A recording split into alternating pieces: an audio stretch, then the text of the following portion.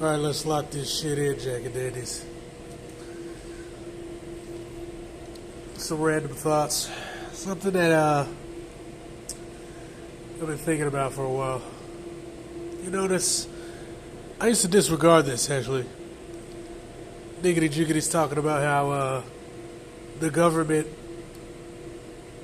created or propped up gangster rap to brainwash the youth. But then I always talk about how the white supremacist oligarchs, via their governments, that is, figure out how the youth think to brainwash them. And they do. One of the things I noticed in popular gangster rap, we're not talking about like the hardcore Sacramento type stuff, underground, but a lot of the popular big record label gangster rap shit, I noticed always had recurring themes. Number one, they always killed each other, but they would never kill the police. Never. And also, in any kind of gangster tale, on any popular gangster rap song, we're talking Spice One, Dre, any of these guys, Ice Cube, when the cops came, they automatically lost to the cops. It's over. Cops are here, give up. This is not a coincidence. They were brainwashing people into fearing the cops. Because as we know, the cops are the first line of defense of white supremacy. That's why they always cry about the cops. That's why they always make up these fake wars about the cops. Now, but the majority, more cops die from traffic accidents than anything else. Second is usually they get shot via domestic violence and or traffic stops. But nobody's actually waging war on cops based on them being police officers. They're not. What's actually being said when they talk about a war on police is people are exposing pro-police propaganda. So we could start talking about certain groups that they like to target based on race. That's war on police. We could talk about how almost 50% of them beat their children and wives. That's the war on police. We could talk about how many police stations, many police departments are filled with white nationalists. That's the war on police. These are the kind of things they don't want you talking about, because then it puts them in a light that they don't like. They want the people to look at they want the mainstream people to, they don't give a fuck what we look at, how we look at them.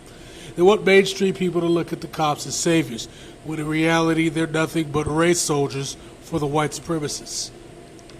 Now, back to the subject.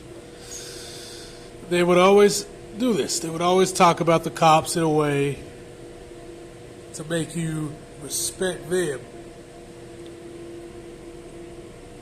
but no one else. Alright? So kill your brother, kill your friend. It's all about the cash.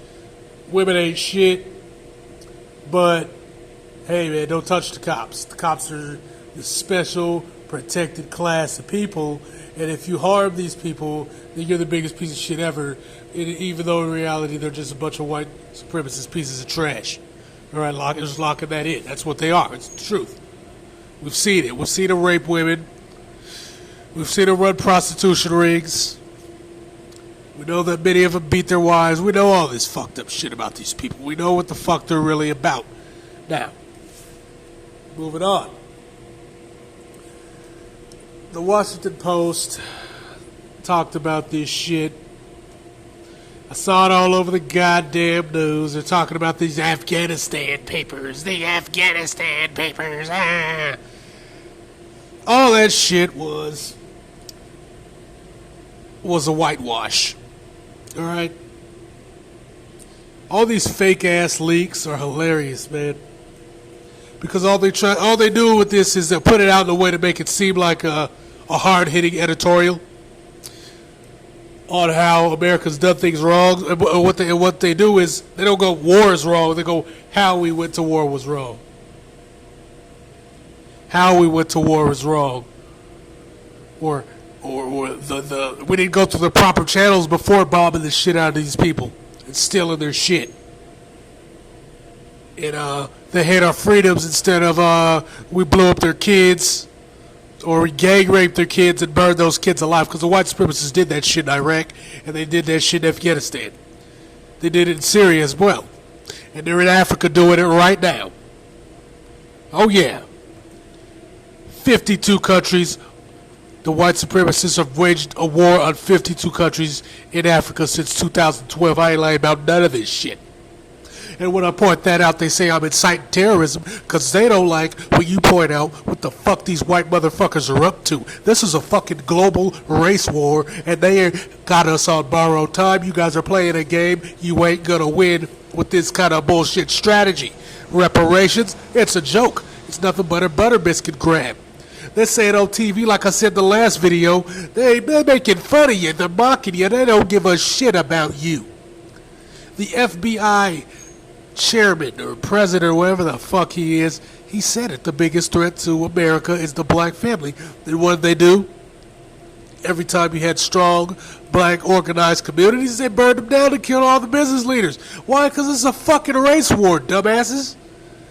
What the fuck are they going to give you money? I mean, let's just be real here. And somebody like a Tariq Nasheed can get mad, but hey, let's lock it in, Jack and Dandies. Who the fuck sent the SWAT team to try to get his ass killed? Huh? White people. White supremacists. Why? Because he was calling them on their shit. So you think these motherfuckers are going to give you money because they're calling you niggas on your shit? They're trying to kill his ass. They tried to kill Professor Griff, burned his motherfucking house down because he was calling out white supremacists. You niggas are blind, dog. You got to put the fucking biscuits down. Now let's look at this Afghanistan shit. They talk about this bad intelligence and they didn't have a strong, congruent strategy of dealing with. Dude, all that shit's bullshit. Number one, Osama bin Laden wasn't a real suspect. George Bush's stupid ass said that on national fucking television right before he said, fuck the Constitution, it's just a piece of paper. They never talk about how it's illegal because they don't give a fuck that it's illegal because it's an I'm white and I say so. The entire legal system is based on I'm white and I say so, and if something doesn't benefit the white supremacist oligarchies, they chuck it right out the door. They're not going to ever accuse anyone of war crimes because, as we know, the war in Afghanistan and the Iraq War were secured bags after the fraudulent 9/11 attacks, which was a false flag inside job. I already broke that down in the Super 9/11 Action Adventure. Go back and check it out. I mean, let's be real. Deutsche Bank benefited. Halliburton benefited. Brown and Root benefited. Dick Cheney's bitch ass used to be the CEO of Halliburton. He had stock and put options. Locked the fuck in. Now, United's airline, their stocks dropped like a rock on 9/11. So, what happened was they did quick sales right before. You know how they do that? They do those shadow investments. Those shadow investors master who's buying, who's selling. So you can't really investigate. Now, when they did that, a whistleblower was fired. I forgot the woman's name. I think it was like Sabelle or something. These guys had the whole deal locked in. Dick Cheney made out like a fat rat. We all know one of the shadow buyers was, one of the shadow investors was Dick Cheney. The same kind of shit that was exposed in the Panama Papers. The dummy corporations propped up to launder the goddamn money. You had Xerox laundering money. So what they would do is they'd buy like 40,000 Xerox machines, use it once, and then fucking shred it. They'd buy them in bulk. It was a goddamn scam. You had groups like what is it, AIP or AAEP, that movie that war movie was based on, where the two guys got arrested, where they were buying all those weapons and selling them, buying Chinese weapons and selling them to American fighters in Iraq. It was a scam. It was a money laundering scam. That's how they laundered the money. They put in a big ass contract saying, "Oh, we need to buy like 50 gajillion things worth of this and that," and then they'll come around and mark up the price on paper. So what's happening is it's kind of like medical, where you're paying like $8,000 for a Band-Aid.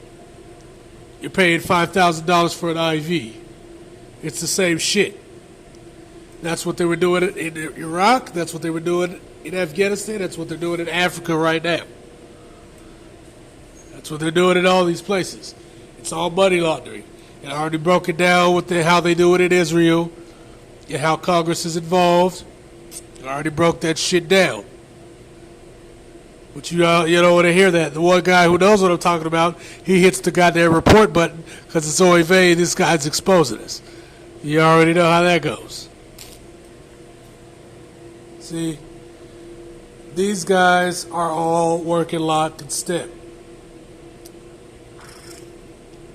Dick Cheney had a lot of money invested in that pipeline going to the Caspian Sea. Deutsche Bank, who Hillary Clinton bailed out along with HBCU. It was HBCU, HSBC, whatever. Both of those banks were heavily involved in laundering money. They also laundered money for the Medellin cartels, the same cartel that the white supremacist oligarchs have been propping up in Mexico for years. Fast and Furious was just something they exposed. They've been doing shit like that for years, giving those guys weapons and money. Just like they gave Al Nusra front 30,000 Toyota Hilux trucks. Good Lord. They gave him 30,000 Hilux trucks. They gave him weapons. There was even a video of them dropping off a bunch of M16s to Al Nusra front. I remember that. So these guys, they know what the fuck they're doing, man. These wars are bullshit. And then they come with those fake-ass settlements. The settlements are always hilarious. The settlements are always fucking hilarious because they're so fucking fake. They're fake. It's like they'll make $1 trillion and then they'll pay like a $2 million settlement. It's like, get the fuck out of my face. Dude, everything that they say is a fucking lie. The government is full of lies. Then they try to say that the Taliban was actually secretly benefiting from opium. And they have to stop it, but they're having trouble. But we all have seen the pictures and the videos and the testimony of soldiers over there protecting the goddamn poppy fields. And it's ever since America's been there, who's been benefiting? What's blown up? Opium has blown up on a massive scale. We see the opioid crime wave taking place in the white community. Okay, I already broke the white supremacist opioid crime wave down to ad nauseum. These motherfuckers have been flooding the world with it, flying it through. I already talked about it. The woman that exposed that, she's hiding out somewhere if she ain't already dead. Silkway, Turkish Airlines. Yeah.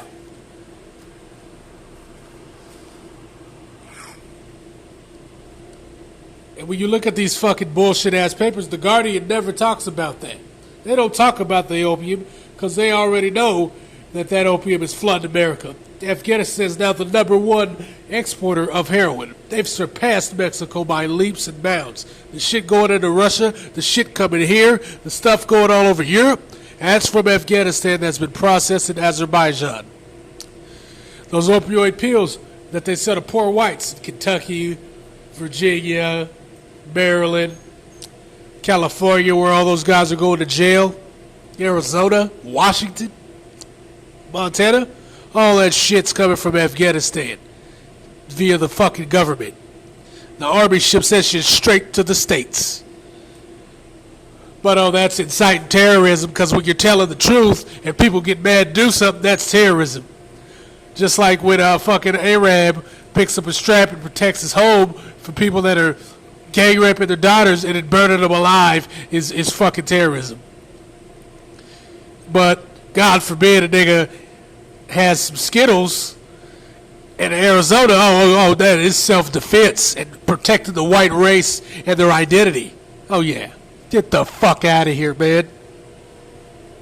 Get the fuck out of here with this crap. You're sitting around playing this game. But you notice the biggest fucking coward in your history? Al Sharpton, Martin Luther King. You see what these guys are. They were here for a purpose. Because when shit was about to get turned up, they were always ready to calm your black asses down. And they don't like me talking about that. Oh no, Jack and Dandies. Oh no. Oh no, I can't go there. I can't go there. Because that's hate speech. The truth is hate speech. Why can't you just talk about rap and reparations? And how we need to be together as Americans and Democrat versus Republican, even though that's also bullshit. That's what they want you to do. Talk about fucking crap. Nonsense. America is funding, maintaining, and propping up the heroin trade on a global scale via Afghanistan and Azerbaijan. They've been laundering money via Afghanistan. These fucking papers were used to try to justify and prove the official story, like the bullshit about Osama bin Laden being buried at sea, which was a lie. He was dead for years. And he wasn't even the suspect because he didn't do it, because it was an inside job. The fake-ass military exercise by the Air Force was to clear a path to the goddamn buildings. I've already talked about and proved this, and they flagged the video, put it on private during 9/11, and it wouldn't take it off until like a month later, and Prince Barry got mad about that. So, there you go. Alright? Afghanistan is not a failure, it is a fucking success.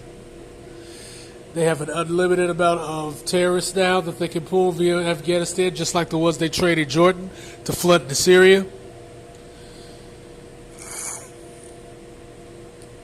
The slow simmer aspect of the game is simple. Remember when Donald Trump, the Zioka, dropped a bunch of bombs on a random fucking strip of land? They just re-up all those bombs. And we all know that Raytheon and Boeing are the biggest welfare queens in America, along with Lockheed Martin. And the people that sit on their executive staffs are usually ex-military and Congress. The same Congress that launders money via Israel. We already know this shit. I've talked about it ad nauseum. We've broken this shit down and white people got mad.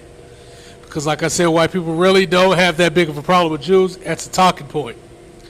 And everything, when they talk about Jews, everything anti-Semitic that they talk about, at least in the United States. In Europe, the anti-Semites just hate Jews straight out.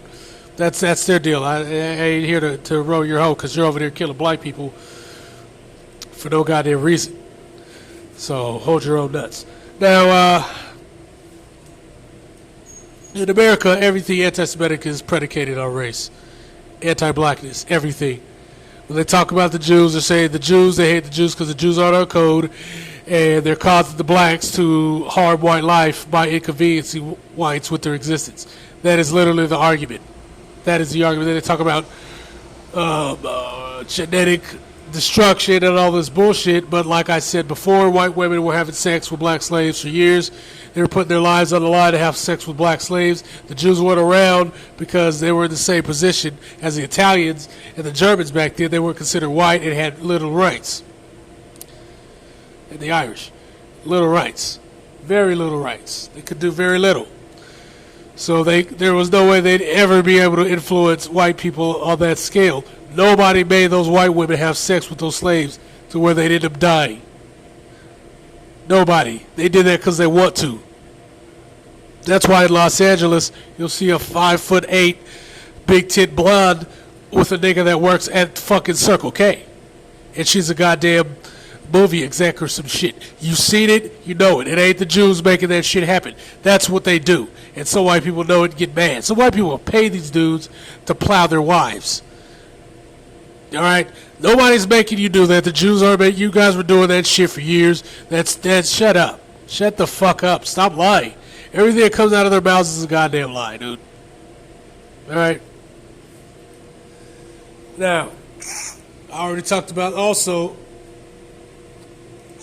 Afghanistan has lots of lithium. America's switching over to the electric car. They needed to lock down the lithium game to do it. That's why they kicked Maduro, or excuse me, the guy out of Bolivia, Evo Morales. That's why they kicked Evo Morales out. And remember, Jack and Dennis, I said they was going to do that. I told you they were going to go after Evo Morales next. Because A, he was pro-indigenous rights. B, he was a pragmatist. He wasn't about no crazy shit. He wasn't no socialist. He was just putting together social programs to pull people out of poverty. But he was going along with neoliberal policies within the framework of benefiting the indigenous people of Bolivia. And so what they did was they put an Iberian woman in there who's anti-indigenous and locked down all the goddamn contracts that Evo Morales tried to lock down but kept getting denied. They said he was turning deals down, but he wasn't. And they locked those deals down for who? The benefit of the white supremacist oligarchs. Because rule number one is never give non-whites anything to benefit themselves if it's at the risk of the white supremacist oligarch, because then that's competition. And as we know, the white supremacist oligarch's number one rule, competition is sin, which is why they killed all those people in the Ludlow massacre and why they murdered all those people in Tulsa and why they killed all those people in 1917 in Baltimore. And why they deprived black communities of resources in Chicago, St. Louis, Tacoma, Washington for years until they kicked all the blacks out. Cut City, Harbor Row, Oakland, all these places. All right? But this is all hate speech and inciting terrorism because I'm pointing out the truth. Redlining. Oh, geez. You damn racist, Steve Aloyo. Pointing out the goddamn truth.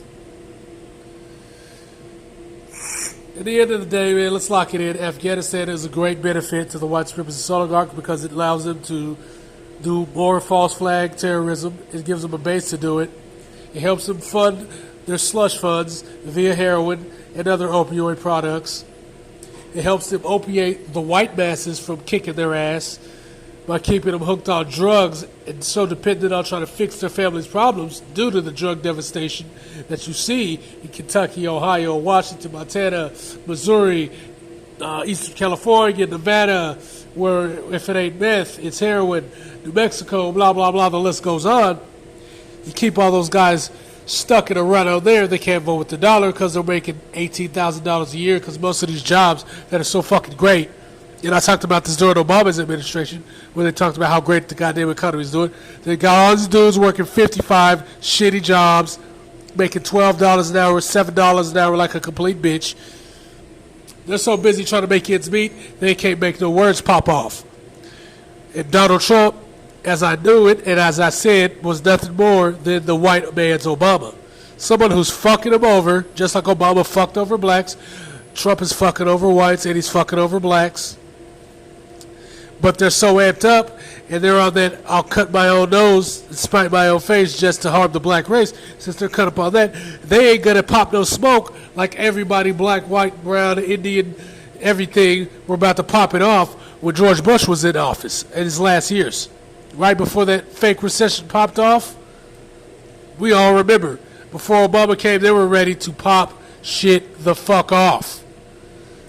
Obama, a cult of personality, and Donald Trump, cult of personality, were created using the media machine to pop and cancel that shit out. That's the truth. That's how this works. And in this next election, they're just going to put in another clown, or it's going to be more Trump taking your goddamn guns, because he is taking your guns. And all that lone wolf, false flag thing did was it served two purposes. A, it hides the white supremacist organizations that work together to harm people. B, it covers up the mind control programs of the government. And C, it creates a narrative that allows the white supremacist oligarchs to take your goddamn guns like I said they would do. And they're doing it. And he's supporting it just like Ronald Reagan did. So the game show host, just like the commercial guy, Ronald. Those guys love their symbols, don't they? It's about gun control and taking your shit. And being a major Zionist. But it's all the blacks. No, at the end of the day, we can peel off the layers. It ain't the Jews, it ain't the blacks, it ain't the aliens. It's just white supremacist oligarchs. That's who controls the Federal Reserve. All the banks behind the Federal Reserve are controlled by the white supremacist oligarchs' families directly. That's why white people focus on the chairman, so they can play the anti-Jew narrative, because white people are proud that the white supremacist oligarchs use the Fed to fuck over America because they feel it harms the blacks. Just like they feel that not having universal health care harms the blacks. And when black people get hired at a job where they have benefits, they all get mad. Just like white supremacists never had an issue with welfare post-New Deal. They all worked hard. They physically got into it with business leaders back in the day. The socialists, the labor parties, the union leaders, all the various parties, because back then the parties weren't about getting presidency. They were about getting their agendas passed directly. That's how it worked. All those people worked together to get the New Deal signed. Just like activists worked together to get net neutrality signed. It wasn't fucking Obama. It was those guys literally went down to Tom Wheeler's house and threatened him physically, and he changed the law, which is why I say what I always say. But they don't like me going there. They don't like the O going there. But that's how the fuck it is. And that's how shit gets done. But you ain't going to do that no more because they flipped the game and changed it so much that you can't. You can't do it no more. It's either going to be all or nothing. And at this stage of the game, ain't nobody willing to play that game. And they're about to pop off another fake recession to put you deeper in the fucking hole that they never crawled out of in the first place, because the whole economy has been propped up as a bubble the entire time since 2008. And that's a fact. Bitch.